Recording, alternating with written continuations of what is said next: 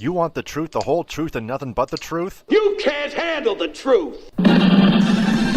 Well, we're giving you the Michigan Sports Truth, the show that reveals facts, truth, research, and statistics and never messes around. We lay down the entire truth about everything regarding your Detroit and Michigan sports teams, no matter if it's good or bad. No junk, no entertainment, no homerism, no coddling, no pop culture, no opinions, no shilling, and no fluff. Head over to our website at MichiganSportsTruth.com, follow us on Twitter at Michigan_Truth, and like our Facebook page, The Michigan Sports Truth.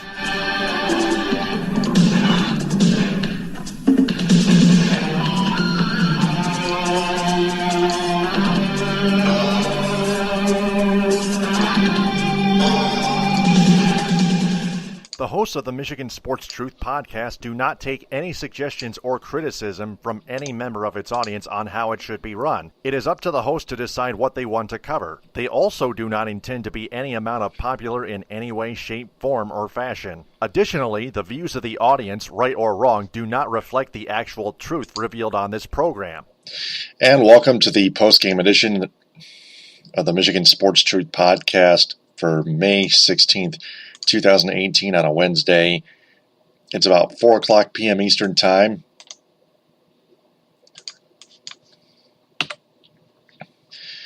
The Cleveland Indians beat the Tigers 6-0.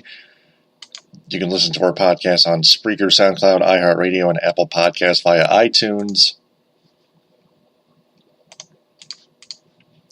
Trevor Bauer going 8 innings pitched.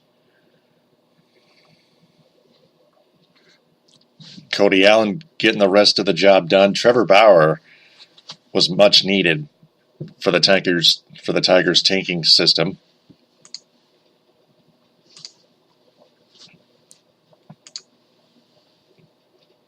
Because this is an AL Comedy Central that the fans are still being fooled by, and this is a fan base that still does not care about how bad the American League Comedy Central division is. And this is a cold, hard lesson to them. On the other hand, Ryan Carpenter was crap. 5 earned runs, 6 runs, 7 hits, 5 innings pitched, an 8.31 ERA. His ERA was very high, over 6, maybe over 7 going into this afternoon's lopsided game, expectedly lopsided game. And we expected it to be lopsided because Trevor Bauer, who struck out 10 today, only giving up 4 hits, no walks and such, just a 2.59 ERA, was simply going to unanimously outpitch Ryan Carpenter. That's why Bauer improves to 3-3, because he's a lot better than Ryan Carpenter, who's clearly not nearly ready for the majors. He doesn't deserve to be part of this rebuild. Or maybe the Tigers are trying to rebuild anyway, in some desperate way, instead of trying to contend for anything. Even this awful division that they're in, that they've been in for at least the last 3 years. Tigers head to Seattle and play the Mariners at 10:10 to start a 4-game series at Safeco Field. That one is long gone. Now for the other one news headline in the state of Michigan here. Touchdown, MSU! Valentine for the win! Michigan State University will pay over $500 million in lawsuits to the victims of the lifelong-imprisoned Dr. Larry Nassar. Oh, man! I love it. It's about time. Those victims have been waiting long to get something that they deserve in return. A whole bunch of money.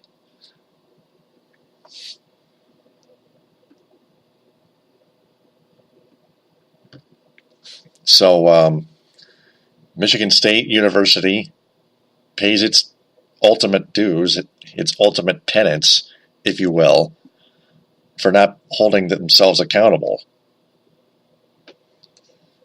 And this will never be erased again. Again, this will never be erased.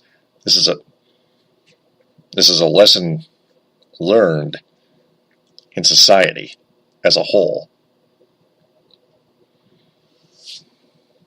And Ed Smith and I will talk about it along with other topics later tonight at midnight on the midweek edition, episode 5, here on the Michigan Sports Truth podcast.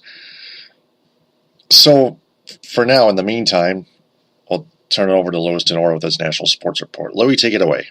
You got it, Taylor. All right, now away we go, folks. We'll start with the baseball scores since it is Wednesday and there's some day games being played. The Yankees-Nationals game, which was suspended last night due to rain with the score tied at 3, will resume in about 1 hour from that mishap last night. So I guess you can call it a suspended tie, somewhat. And the second game for the National Yankees has been postponed. Oh boy. The rainy season continues, folks. All right, going to the bottom of the 7th, the Cardinals are leading the Twins 6-3. Pettit is pitching. Bauer and Dozier are coming to bat. Well played, Bauer. In a shellacking right now, the Blue Jays are beating up on the Mets 9-0 in the top of the 8th. 1 out and nobody on. Bauman is pitching and Sully's hair is coming to bat. This is a shellacking indeed. Going into the bottom of the 6th, the Rays are leading the Royals 5-3. Gordon, Dozier, and Escobar are due up. Bottom of the 2nd, it's scoreless between the Rangers and the Mariners. There's 2 out and a runner on first. Cologne is pitching and Zunino is at bat. Bottom first, it's already 3-0 of the Brewers versus the Diamondbacks. With 1 out, nobody on. Woodruff is pitching and Dyson is at bat. Bottom first, wow. Reds are already leading the Giants 4-1 with a runner on second. Nobody out. Newly acquired pitcher Matt Harvey is pitching and Bell is at bat. In case any Met fans asking, hey, is that one of our guys at one time? Yes. Sorry. All right. Phillies over the Orioles 4-1. Pindava was the winner and Cashier was the loser. Pirates edged the White Sox 3-2. Santana was the win. Soria was the loser, and Vasquez got the save. And as we mentioned, the Indians blanked the Tigers 6-0. Much needed. Yes. Bauer got the win, and Carpenter got the loss. Nobody told me about the save. Well. All right, later games coming up tonight. Cody Allen was the relief pitcher in the 9th inning, but there's no save. Okay, because it didn't come up on my computer. No, there's no save. It was a 6-0 game, a 6-run game, in fact. 7:10, the Athletics will take on the Red Sox. Kelly and Sale are your probable pitchers in that game. 7:10, the Dodgers take on the Marlins. Hernandez and Whistler are your probable starting pitchers in that series game. Cubs take on the Braves at 7:35. Chatwood and McCarthy will be your probable pitchers for the start of that game. 9:40, the Astros will take on the Angels. Verlander and Richards will be your starting pitchers in that game. All right. So why don't we just check out for tomorrow's schedule? And it's a big one, folks, for Thursday. And it goes down like this. Leading off for Thursday, there we go. Starting at 12:10 as the Dodgers take on the Marlins, or as I call them, the Fish. 7:05, the Padres take on the Pirates. Say that 3 times fast. 7:07, the Athletics take on the Blue Jays. 7:10, Orioles take on the Red Sox in a good old AL East divisional rivalry. At 7:15, the Philadelphia Phillies take on the Cardinals. 7:35, the Cubs take on the Braves. 8:10, Rangers take on the White Sox. 10:07, Rays take on the Angels. 10:10, Tigers take on the Mariners. And at 10:15, the Rockies take on the Giants. Okay, so now we'll check on the standings. I know I usually do that first, but we'll do it now. All right, so your standings are going to go now like this. Refresh them if you have to. I don't think I have to because I'm already up. All right. Yankees are still at 28-12 and have a now 1-game lead over the Red Sox at 28-14. The Blue Jays are 8 back at 21-21. Rays are 18-22, 10 back, and the Orioles are 16 back at 13-29. In the AL Comedy Central, as we like to call it, the Indians are now 21-21. At least they're at 500. Yep. Twins are a game back at 18-20. Tigers are 2 back at 19-23. Royals are 13-29, 8 back, and the White Sox 10-29, 9.5 back. That is pathetic. In the West, Astros are at 27-17, have a 1-game lead over the Angels at 25-17. Mariners, a game and a half back at 24-17. Was close. Athletics, 21-21, 5 back, and the Rangers are 16-27 at 10.5 back. All right, in the National League, the Braves continue their hot season, 25-16, have a half-game lead over the Phillies, also surprising this season, at 24-16. Nationals are a game and a half out at 24-16. The Mets, 20-18, 3.5 back, and the Marlins are 10 back at 15-26.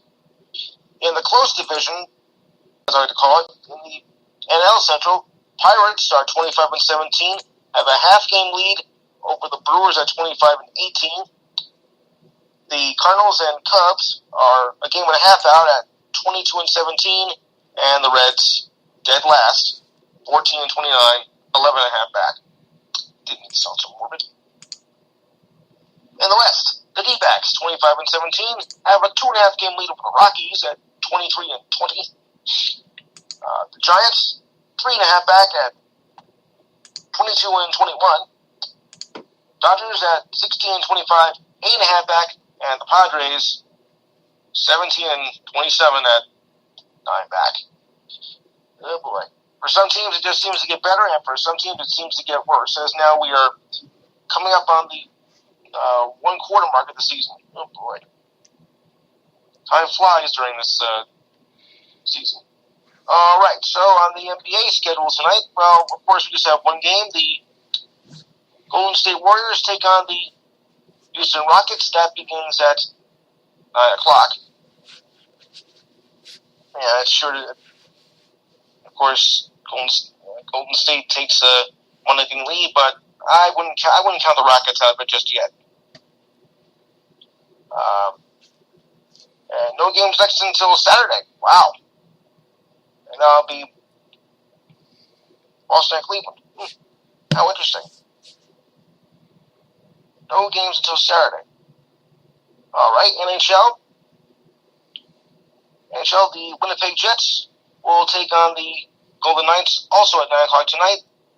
And the series is tied 1 game apiece. Can't wait for Going that. into game 3 now. And we'll take a look at the schedule as tomorrow, of course, Tampa will play Washington at 8 o'clock. And Vancouver and San Jose play tonight, and MLS soccer, I believe that game is, the game is later. I think it's at 10 o'clock or 10:30. All right, so now we'll take on the news items of the day. And it starts like this. It's been a slow part in the afternoon here. Wide receiver Des Bryant said he was not second-guessing on his decision of turning down an offer with the Ravens, even though he remains a free agent since being released from the Dallas Cowboys. The Ravens are the only team to extend an offer to Bryant, who is coming off a third straight year of failing to record at least 70 catches and 900 receiving yards. Baltimore eventually signed the restricted free agent, Willie Snead, and the team reportedly ended its interest in Bryant as of yesterday. Bryant responded to a handful of questions and comments via Twitter, like just Twitter, expressing no regret that he had passed on the Ravens. Bryant wants a one-year deal and a chance to prove himself in the hopes of getting a long-term contract in 2019. But at 30 years old, a long-term contract? I don't know about that. Sources told ESPN the Ravens' interest with Bryant goes as far back as in the 2010 draft, when it appeared they were going to get a shot at selecting him as the number 25 pick. But the Cowboys had traded up 3 slots and chose to take Bryant just ahead of Baltimore. The Cowboys released Bryant back on April 13th. He played for 8 seasons and finished his time with the Cowboys with a record 73 touchdown receptions, along with 531 catches for 7,459 yards in 113 games. Not bad. All right. Continuing on. Oakland A's outfielder Stephen Piscotty returned from his leave of absence and made a sudden impact last night with a solo home run versus the Red Sox. Piscotty had been on leave since May 6th after the passing of his mother Gretchen, who passed away from ALS. He quoted saying it was a pure joy to get back. It was a very painful week, Stephen said after Oakland got the win. He batted 8th, started in right field, touched his right hand over his heart, and looked up as he crossed home plate at Fenway Park. Running the bases was very emotional, but I'm all cried out, so I did not tear up or anything. It felt good coming around third. Right away, I was thinking about Mom. That is according to his words. Oh, congratulations. Marcus Smart was praised by the Cavaliers after a stellar performance last night. Oh boy. Giving the Celtics a 2-0 lead.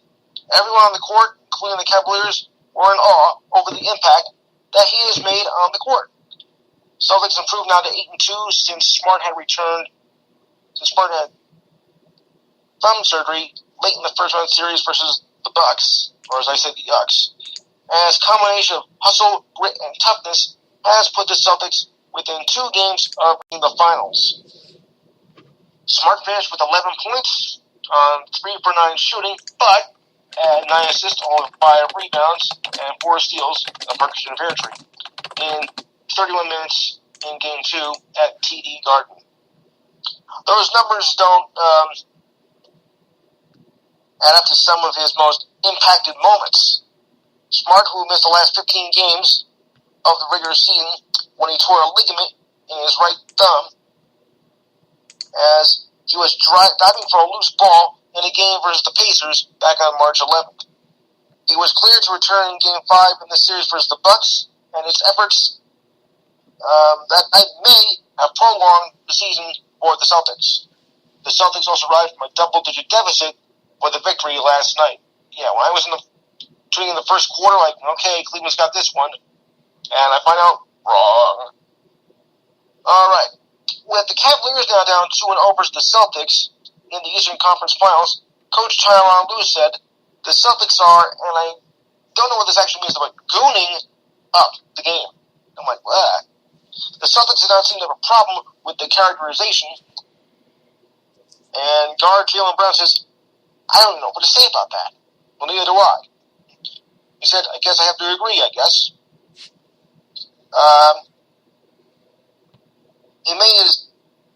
The guard also made his no assessment. Gooning? That's a good word. Morris said that we are all doing whatever it takes to win the game. That's what we're doing. Every player, 1 through 15, whatever it takes. That's just what we are doing. You can say all you want. We are just trying to win a game. Now, it just so happens that whatever it takes is the Cavaliers' official playoff slogan. However, the Cavaliers appear to have run into an opponent that embodies those words more, well, at least at this particular moment. Surprising and super plagiarism on that. Oh. All right, continuing on. We got breaking news here. Oh, go ahead.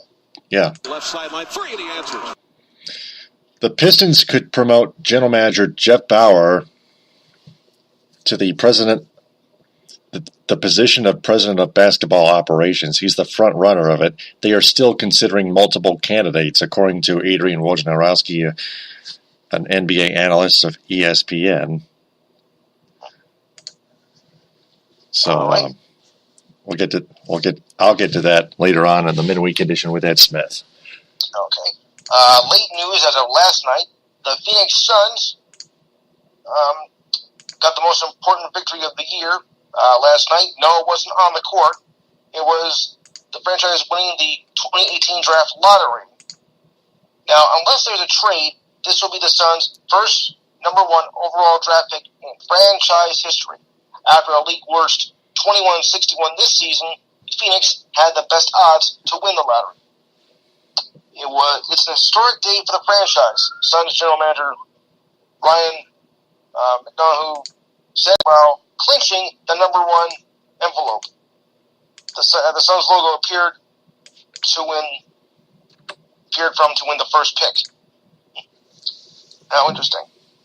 Anywho, this is the 4th straight season in which a team that had the best chance to end up with the number 1 selection got the top spot. The Sacramento Kings will select 2nd, and the Atlanta Hawks will go 3rd. The NBA draft will be held June 21st at the Barclays Center in Brooklyn. The Suns have an interesting decision to make, as the franchise has some familiarity with 2 of the top prospects in this year's draft. Big man DeAndre Ayton is expected to be one of the first players selected. Yeah, you think he is, but we'll have to see about that next month. And he played in the Suns' backyard in Arizona. He averaged 20.1 points and 11.6 rebounds in his only season with the Wildcats, earning the Pac-12 Player of the Year award. The 7-foot center dominated the NCAA to the tune of 24 double-doubles on the season, second most by a freshman in Division I history, behind only Michael Beasley, who recorded 28 in the 2007-2008 season for Kansas State. Swingman Josh Jackson, the 4th overall pick in last year's draft, was the Suns' representative at the lottery. Afterward, he said he knows whom he wants the team to select. I can put that better myself. Alright. So that takes care of that. And another NBA note here. NBA will not discipline J.R. Smith for a hard foul on Al Horford. I'll just put this down here. Alright, Smith shoved an already airborne Horford in the back with 3:37 remaining in the 4th quarter of the Celtics' 107-94 win last night, resulting in a flagrant foul 1 on Smith following a review by the officials. After the game, Smith said it was a good call that he blatantly pushed Harper. It wasn't like I was trying to low bridge him or something to make sure he didn't get it. It was a good hard foul, Smith said. I can understand why they gave me a flagrant. After the shove, the Celtics' Marcus Smart, got in Smith's face, causing Smith to push the Celtics guard away and leading to technical fouls being called on both players. Yeah, it's called Fight Fire, Whip Fire. Thank you very much. Cavaliers coach Tyronn Lue excused the Celtics of what is known as gooning it up, and the Celtics were okay with the assessment. I just don't get it. Gooning up. I mean, that's a new one. Yeah. I don't even know what that means. Yeah, I have no idea what that means. And I've been around a while. Gooning it up. Oh, wow. All right. Interesting note here. I just stumbled onto this. NFL owners to revote on a proposal to make all ejections subject to a review. This will make things interesting next season. All right. If owners approve a competition committee proposal next week at their spring meeting in Atlanta, the change released in writing today by the NFL is part of a larger effort to discourage players from lowering their helmets to make contact with opponents. Owners adopted that rule back in March. Now, I think it's time to do something about that because, that really isn't fair. Flagrant instances of those fouls will lead to injections similar to the NCAA's targeting rule. But the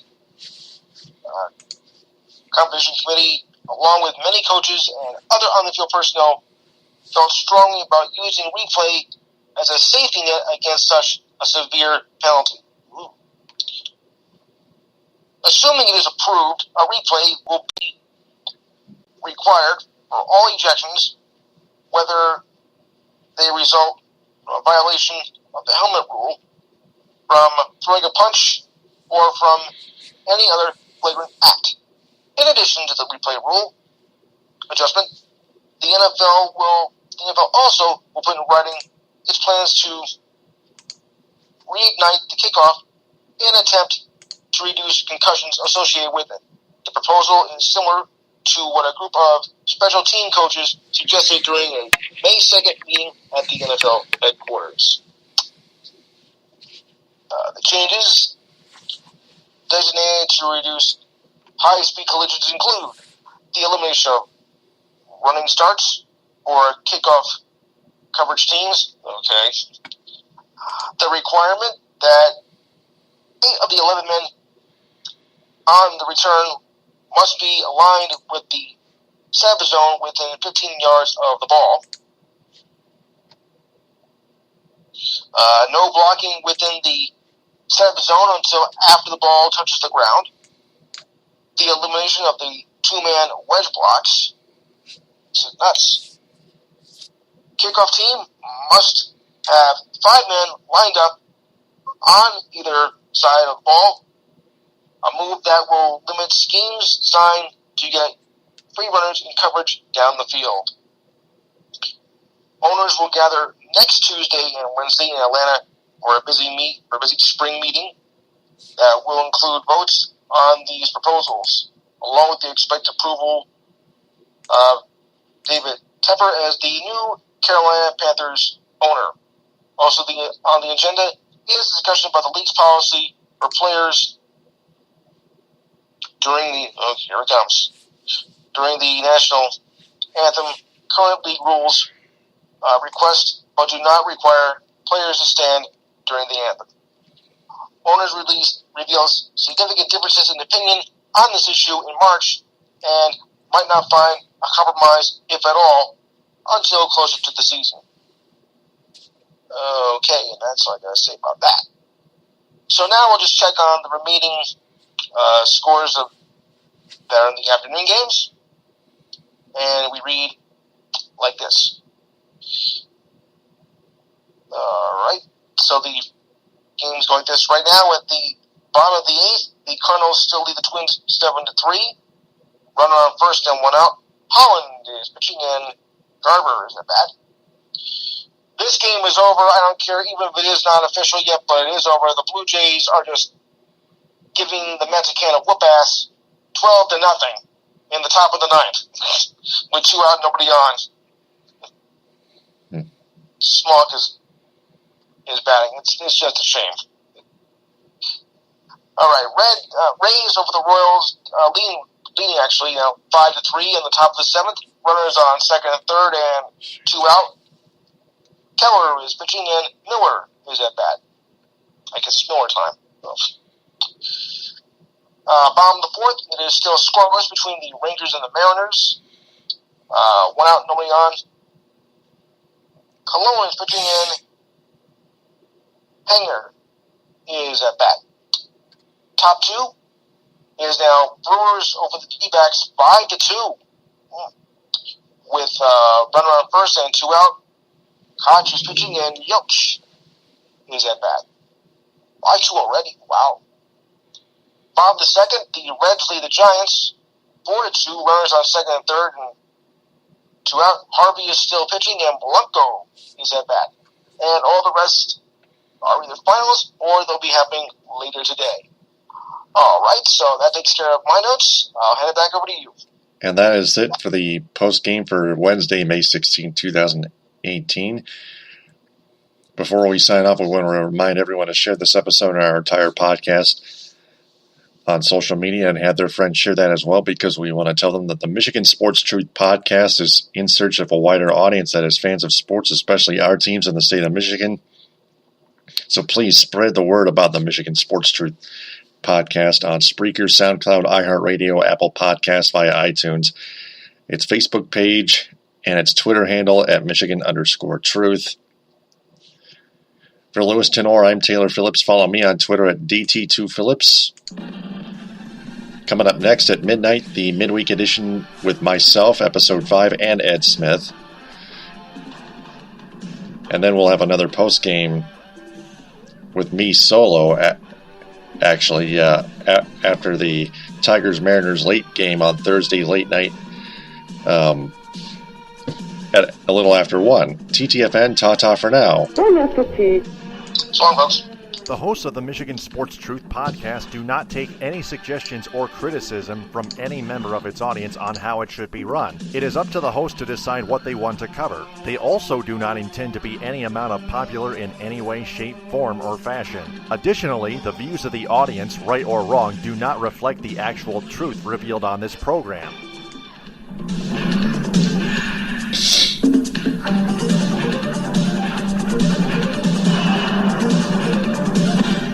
Mission complete.